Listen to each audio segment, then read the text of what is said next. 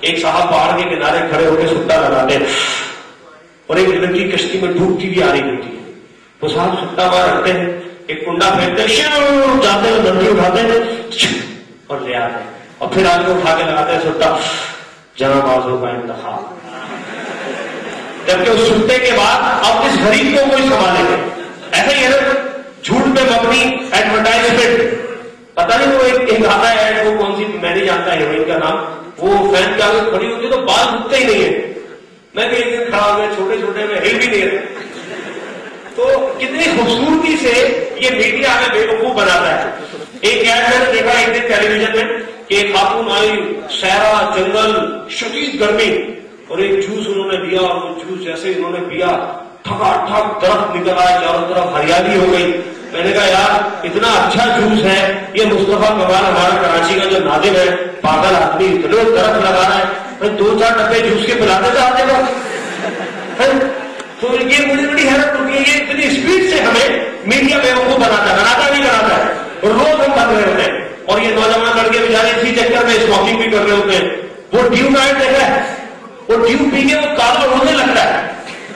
میں نے کہا یار یہ ہمارے فوجیوں کو پلا دو, گانا وانا میں بھیجو بھائی, اڑ اڑ کے جا کے کچھ کر لیں.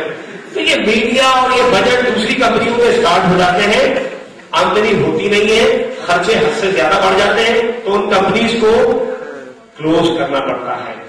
جی ایم آئی میں کیا کوئی مارکیٹنگ بجٹ ہے؟ یہاں پر یہ اس بجٹ کو کنورٹ کر دیتے ہیں کمیشن میں. کام کریں گے تو پیسے ملیں گے, کام نہیں کریں گے تو پیسے نہیں ملیں گے. ایسا ہی ہے نا. اب سمپل اس بزنس میں کہیں ہمیں کوئی ایسا جھول یا ایسی ویکنس نظر نہیں آ رہی جس کی بنیاد پہ ہم یہ سمجھیں کہ دیکھیں یہ خرابی ہے جس کی وجہ سے یہ بزنس کلیپس ہو سکتا ہے. جب بھی کسی سے بات کریں, اگر کوئی کہے فراڈ, تو اس 4 پلر سے بات کر لیجیے گا. کسی بھی کمپنی کو اگر آپ کمپیئر کرنا چاہیں, کوئی بھی MLM کمپنی ہو, کوئی بھی XYZ کمپنی ہو, ان 4 پلرز کے ساتھ آپ اسے کمپیئر کیجیے گا. انشاءاللہ وہ آپ کے سامنے کھڑا نہیں ہو سکتا. مجھے امید ہے کہ میں نے آپ کے سوال کا درست جواب دینے کی کوشش کی. Next question.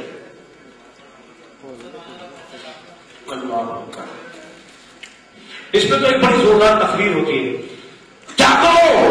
مسلمانوں تمہارا یہ پیسہ تمہاری جیب سے نکل کے کفار کی جیب میں جاتا ہے, اور یہی اسلام کے خلاف استعمال ہوتا ہے, مسلمانوں کے خلاف ہوتا ہے. یہ مسلمانوں کی طرح کا سوال ہے, یہ عزت و جلال کا سوال ہے.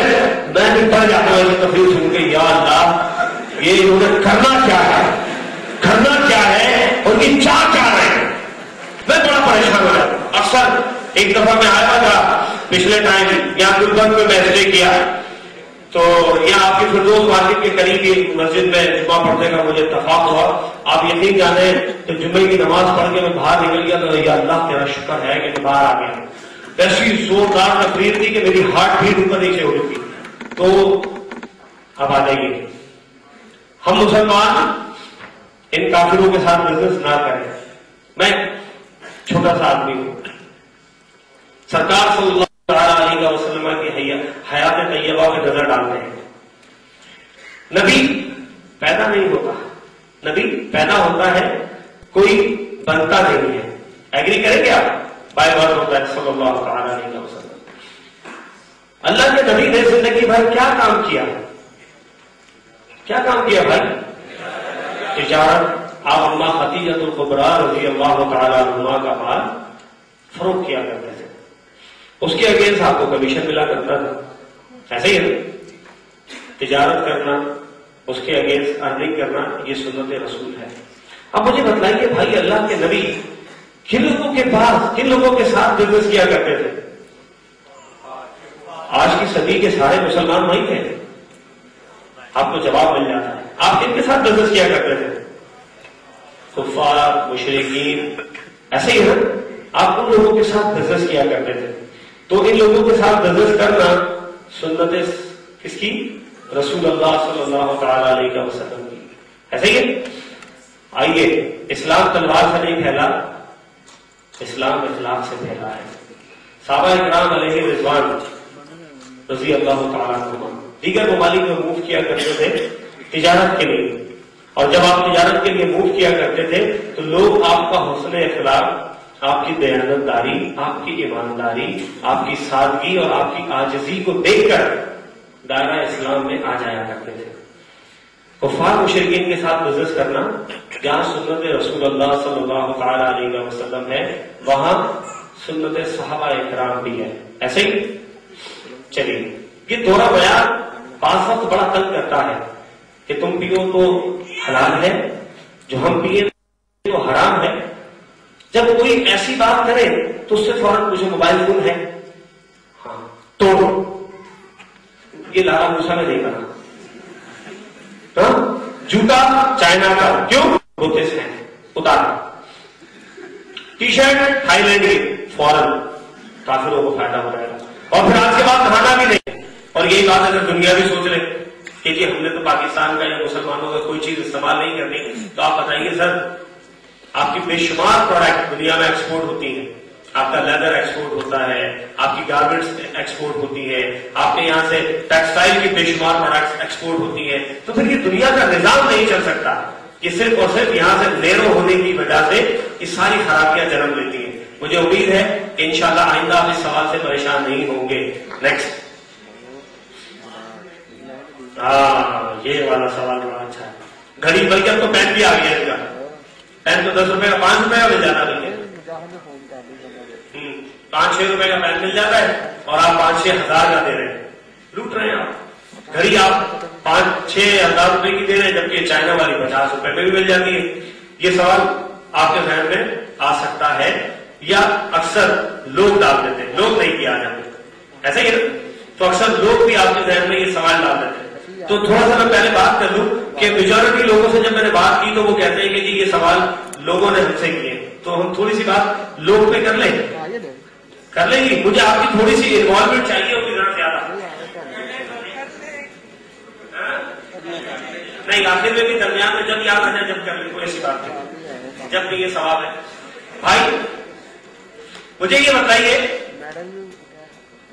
اب جب میں یہاں فنگر کروں تو آپ نے زور سے بولنا ہوگا ٹھیک ہے کیونکہ میں اپنی فیملی کے ساتھ بات کر رہا ہوں. جناب ایک صاحب تھے اور ان کے پاس تھے 2 عدد ان کے چھوٹے صاحبزادے اور ایک سواری تھی ان کے پاس گدھا. اب یہ 3 افراد تھے اور ایک سواری تھی. بچوں نے ضد کی والد صاحب سے کہ ابو جان آپ بیٹھ جائیے ہم پیدل چلیں گے. والد صاحب نے کہا نہیں بیٹا آپ دونوں بیٹھ جائیں ہم پیدل چلیں گے. یہ بحث والد صاحب نے کہا میں کہہ رہا ہوں بیٹھ جائیں. اب یہ بچے بیٹھ گئے اور یہ گدھا چلنا شروع ہوا. تو آگے کھڑے تھے دیکھو اتنا ڈھیلا جواب نہیں چاہیے سب بولیں گے. آگے کھڑے تھے لوگوں نے کہا لو جی کیسا دور آ گیا ہے نامعقول اولاد. خود تو سواری پہ بیٹھی ہے اور بیچارے باپ کو پیدل چلا رہے ہیں. بچوں نے کہا دیکھا تو کرا دیا آپ نے. اب یہ بچے اتر گئے باپ بیٹھ گئے اور یہ پھر چلنا شروع ہوئے. تو آگے کھڑے تھے لوگوں نے کہا لو کیا زمانہ آ گیا خود مستنڈا سواری کا سوار ہے اور بیچارے بچوں کو پیدل چلا رہا ہے. اب یہ بڑے پریشان کیا کریں. چھوٹے والے کو بہت غصہ آتا ہے نا. چھوٹے والے کو غصہ کیا مذاق ہے ابو جان آپ بیٹھتے ہیں تب مصیبت ہم دونوں بھائی بیٹھے تب مصیبت. تو درمیان والے نے سمجھایا ٹھیک ہے کنٹرول میں رہو ابو کے سامنے کھڑے ہو. ایسا کرتے ہیں ابو جان تینوں ہی بیٹھ جاتے ہیں. تو بیچارہ درمیان میں ان کا باپ بیٹھا آگے چھوٹا والا اور پیچھے بڑا والا. اب یہ پھر چلنا شروع ہوئے. اب جب یہ چلنا شروع ہوئے تو آگے کھڑے تھے کہنے لگے کیا دور آ گیا بے زبان جانور پہ 3 مسٹنڈے لگے ہوئے ہیں. اب پھر چھوٹے والے کو غصہ دیکھا میں کہہ رہا تھا نا. بڑا والے کا غصہ نہیں کرو کوئی بات نہیں. والدین میں کیا کریں یار تم دونوں بیٹھتے ہو مصیبت میں بیٹھتا ہوں مصیبت تینوں بیٹھتے ہیں مصیبت. لانا دے دو یار پیدل ہی چلتے. اب یہ بیچارے پیدل چلنے شروع ہوئے تو آگے کھڑے تھے پاگل لوگ سواری پاس اور پیدل جا رہے. تو پھر چھوٹے والے کو غصہ آیا تو یہ کیا ہے. بڑے آدمی آئے کہ کنٹرول ابو کے سامنے غصہ نہیں. کافی اس کم وقت گدھے کو ہی تینوں مل کے اٹھا لے. اب ان تینوں نے مل کے بڑی مشکل سے گدھے کو اٹھایا اور چلنا شروع ہو گئے. تو آگے کھڑے تھے کہنے لگے پاگل گدھا اٹھا کے لے جا رہے. تو اگر آپ اس چکر میں رہے نا زندگی میں کہ آپ لوگوں کے ہر سوال کا جواب دے دیں تو یہ لوگ آپ کو بہت آپ چاہے گدھے کے اوپر ہو یا گدھا آپ کے اوپر ہو آپ کو چیزیں نہیں دیں گے. تو آپ نے اس چکر میں نہیں پڑنا کہ آپ